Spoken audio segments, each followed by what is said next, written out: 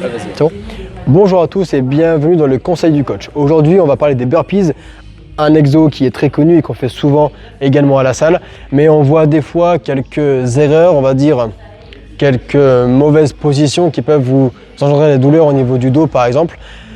Les erreurs qu'on peut retrouver principalement, c'est donc je fais mon burpees. Déjà, on va faire un grand mouvement de cobra, on va appeler ça comme ça, avant d'aller poser la poitrine à terre. Et on va faire la même chose pour se relever. On va d'abord beaucoup décoller le dos avant de décoller son bassin. Et là, on va forcer pour amener les jambes et faire son saut, finir le mouvement. Forcément, on va créer une grande tension au niveau des lombaires, au niveau du dos, qui n'est pas du tout optimale pour être efficace sur le burpees, ne pas se faire mal et pouvoir en faire beaucoup. Donc, au lieu de faire ça, ou à la longue, ça peut vite vous faire mal, restez gainé, serrez les fesses, engagez vos abdos, engagez en gros votre corps complet. Un burpees, c'est un mouvement complet, donc le corps entier doit être engagé. Donc je vais faire mon burpees et je vais quasiment rester aligné quand je vais poser ma poitrine à terre.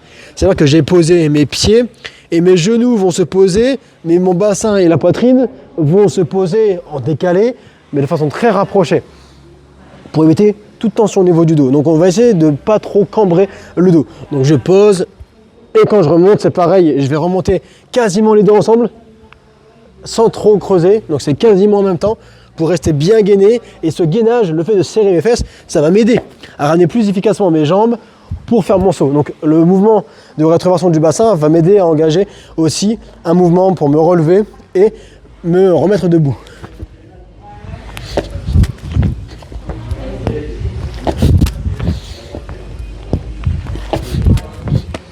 Au moins, on évite de se faire mal et on peut faire plein de burpees. À vous de jouer.